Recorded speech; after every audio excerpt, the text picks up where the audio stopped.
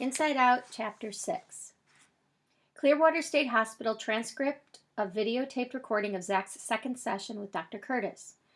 Dr. Curtis, when a brain works the way yours does, Zach, you can't tell what to feel.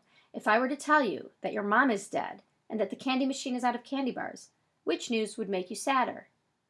Zach sits very still, glancing around the office, expressionless, and without any emotion. Finally, after several moments, Zach responds. Zach, would they put more candy bars in the machine pretty soon?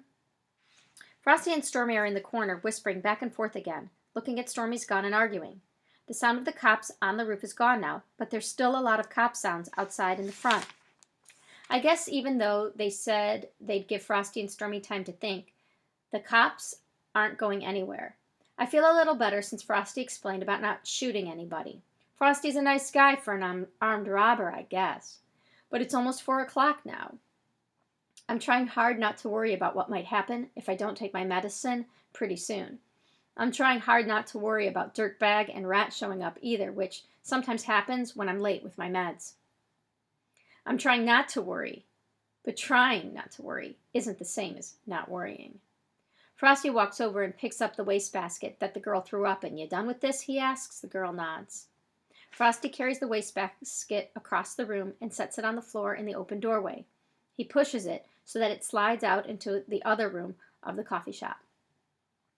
Now he turns around and looks at us. Hey, I'm sorry. He says, I'm not sure how in the hell things got so out of control here. None of you are shot yet, and none of you will be. But you gotta cooperate. No more heroes. I look around at everyone while Frosty is talking. The guy who tried to grab the knife still looks really mad. The 2 old ladies just stare at the floor. The girl who got sick isn't looking up either, but she stares off into space like she's in shock or something. Suddenly, I have a terrible feeling about her. She could be a zombie. Her eyes are red, and her skin is white, and she stares into space like she's not really there. She could definitely be a zombie. She really could. I'm going to have to keep my eye on her. Since Frosty got rid of the wastebasket, it doesn't smell like throw-up in here anymore, which is good because I hate the smell of barf.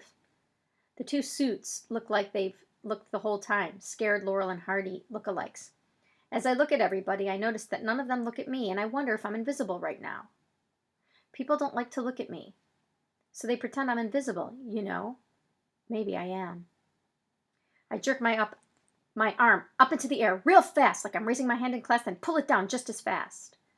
Everybody looks at me, then looks away, except the skinny suit who stares at me with a completely grossed out expression like he's looking at a worm or toe jam. Then he says, Jesus, and shakes his head. The fat suit says, just ignore him, he's nutty as a fruitcake. I ask them, do you like maple bars? The fat suit says, shut up, nutjob. Frosty says to the man, you shut up. The fat suit shuts up. Everybody does. I leave my arm down at my side. I guess I'm not invisible. I guess that's a relief, kind of. Man, I need my medicine. Now I feel the weird feelings, the bad feelings under my skin, like ants are crawling over me, or like there's something horrible swimming in my blood. You're stupid, Wonka. Maybe I am. I'm starting to feel worse and worse. It's the end of chapter 6.